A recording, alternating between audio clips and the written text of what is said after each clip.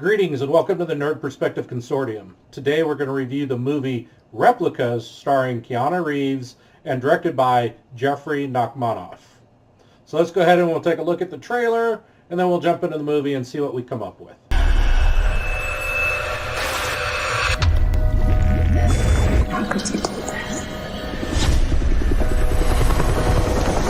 No.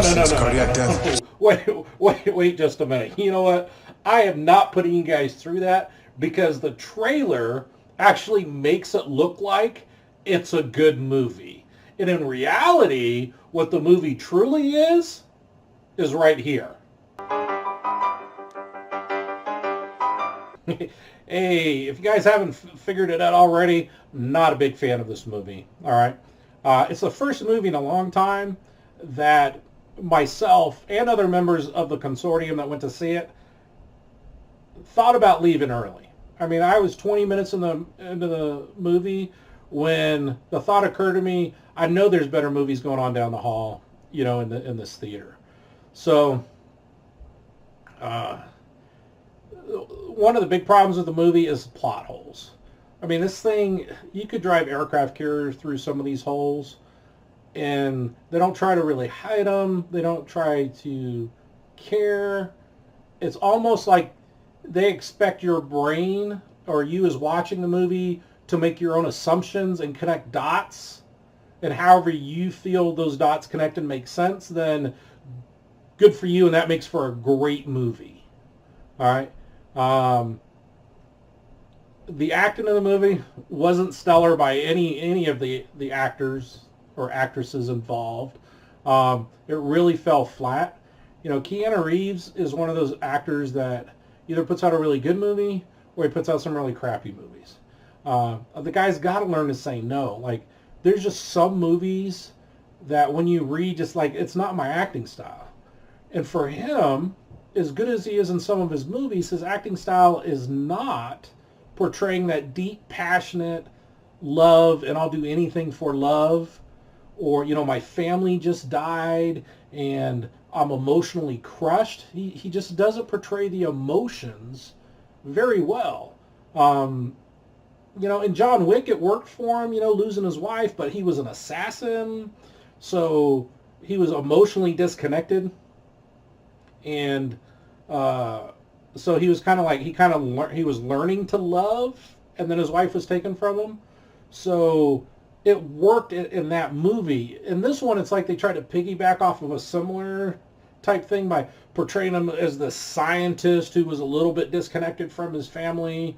But then, you know, minutes later in the film, they want you to believe he's this emotional, loving, caring, you know, father. So it just had this really weird feel to it. And in acting, and it's not the actors per se, but it's more the director and the script. Where they use the script to try to tell a story, but they force a story down your throat just so at the end they can say, aha, we went this way instead. But it's not like good movies where they drop little hints or try to give you information about characters and stuff, and if you can piece them together, then you know something's up.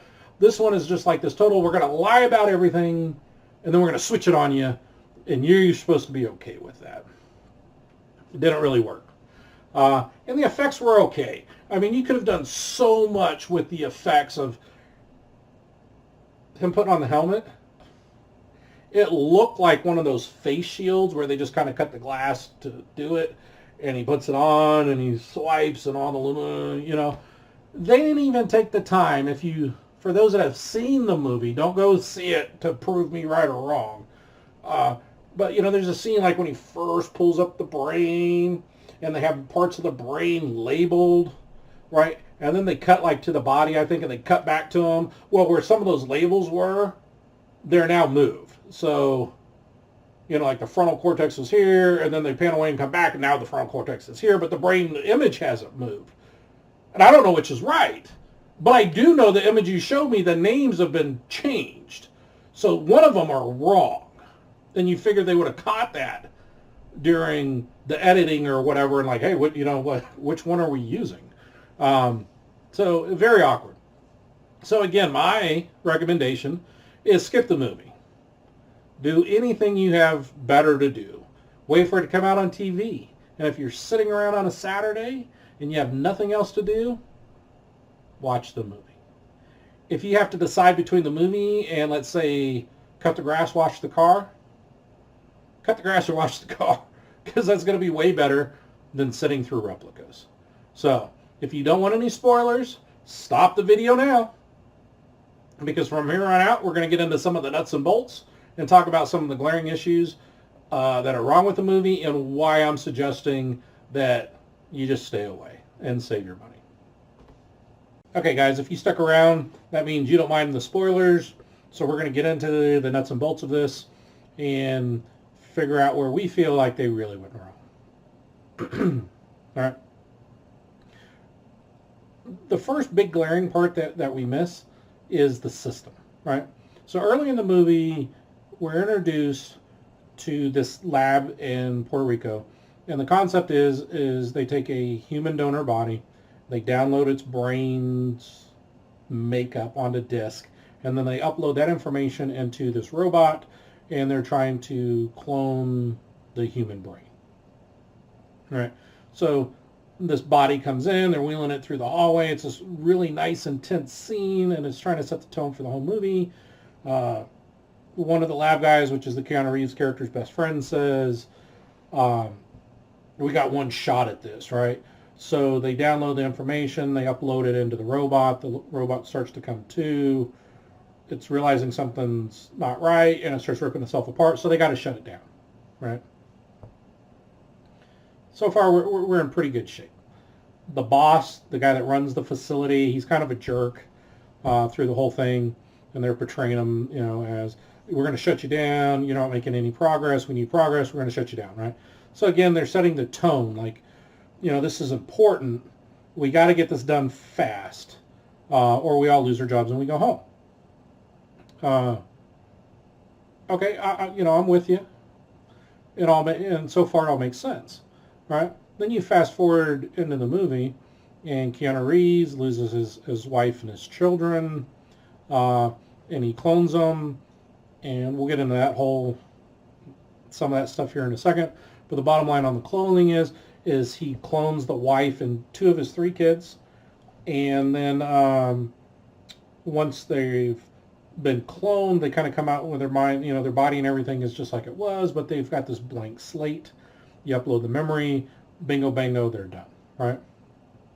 So, but we find out why these bodies are growing over the 17-day period, that he can go into the hard drive of his children and wife's mind, and he deletes memories of their youngest daughter who they don't have enough equipment to clone. So he deletes the memory and all the traces in the brain from his wife and kids of the daughter who he's not recloning. So just like that, they won't have any memory. Nobody will remember. He'll be the only one that knows the little girl who's gone, and we're good to go.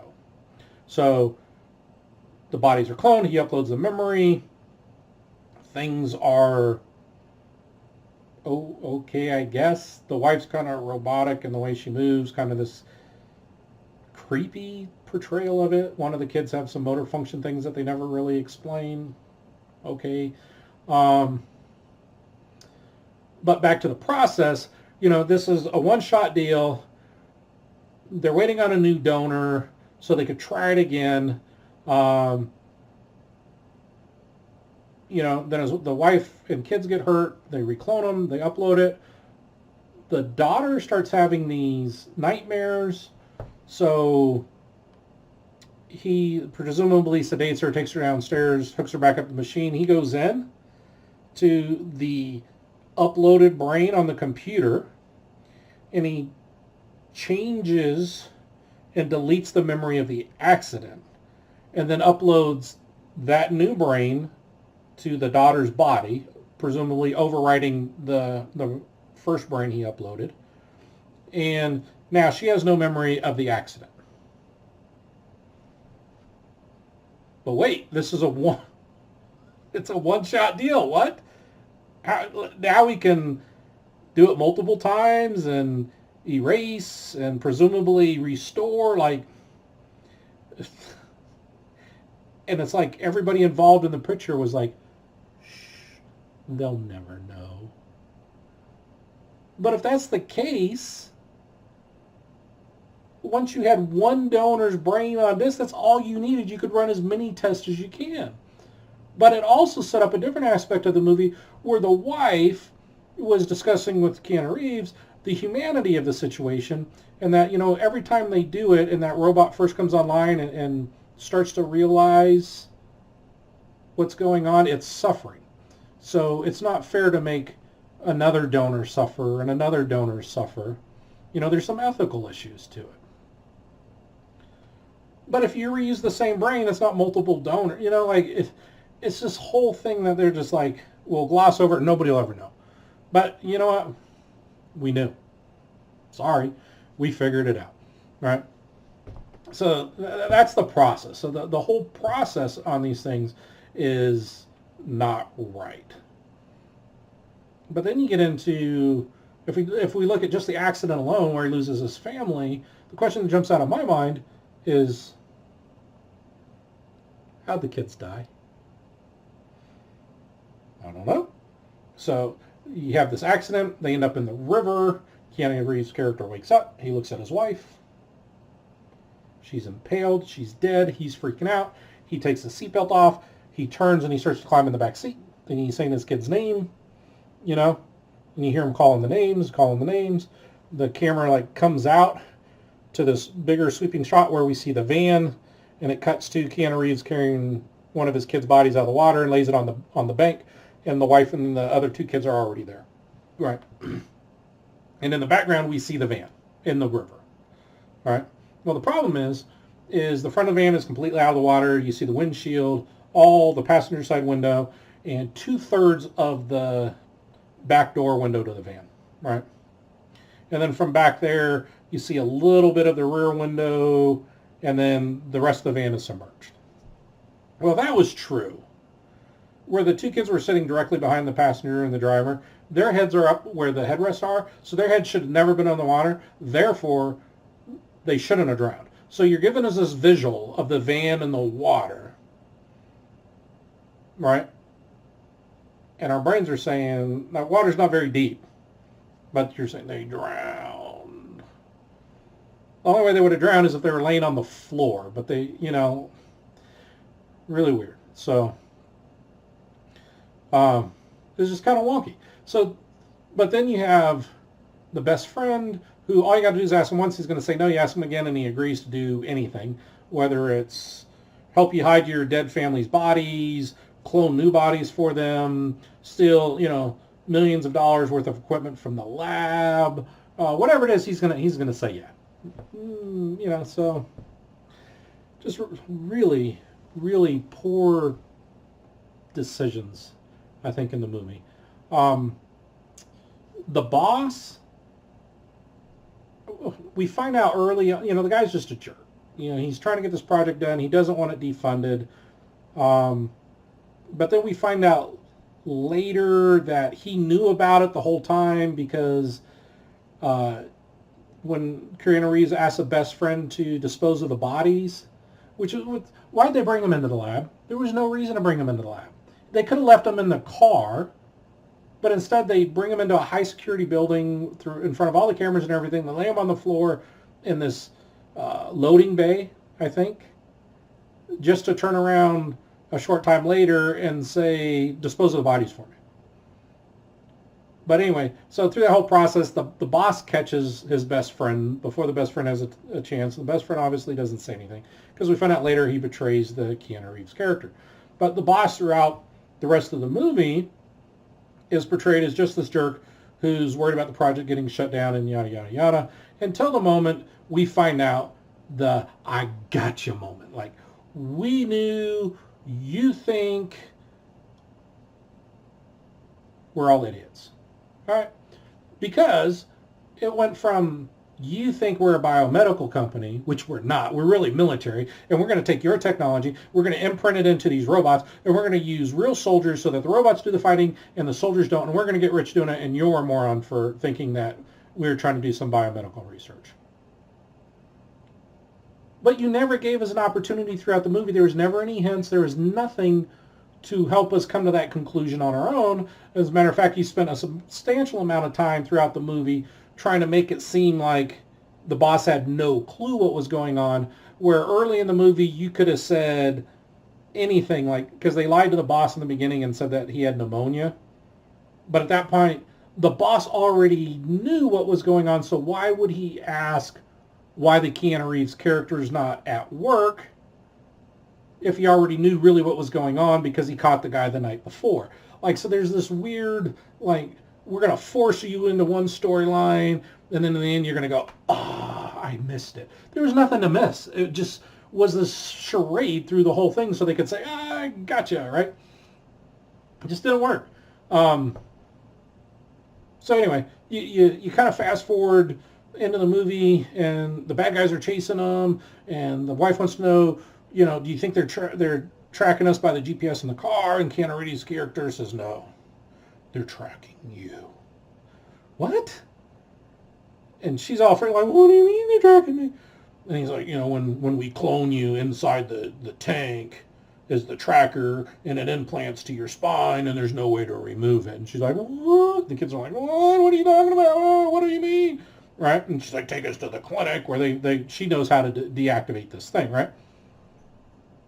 But if Keanu Reeves and the best friend knew these things were in the tank when they started the clone, why didn't you take them out? Because if you succeeded in your plan, all a minute sometime down the road, the company could turn on the tracker to track the stuff they knew they made and find out, hey, there's these 3 things running around we didn't know about. Like, we're all idiots. Like, you just wanted this cool scene in the movie, and you didn't want to take the time to explain how they found the tracker or, something. It was just like, oh, Keanu Reeves, his character knew it the whole time, and we're just going to leave him in. Really? All right. So this is about the time we find out the best friend's betraying him. He's bringing them, they all end up back at the lab. Keanu Reeves, the best friend, is shot in the head by the boss to motivate Keanu Reeves, who ends up getting the robot up and running with his own brain imprint and the algorithm to fool it into thinking it's human, or at least a whole body. So the robot comes out and kind of saves the day. It saves Keanu Reeves and his family. They all leave the building, but Keanu Reeves goes back in just at the point the robot's about to kill the boss, and he stops the robot, and they have this brief discussion. Keanu Reeves says, we could all work together and we can get rich. And the boss is like, I'll see you soon. And he dies. The next scene of the movie is this thing that they're in Dubai, and you see the replica boss standing in the hallway with an old man and a man and a woman, like entourage for this old dude. They're showing him a briefcase full of money, and he says, follow me, and they start walking down the hall, and he's like, you're going to be able to live a whole nother lifetime, yada, yada, yada.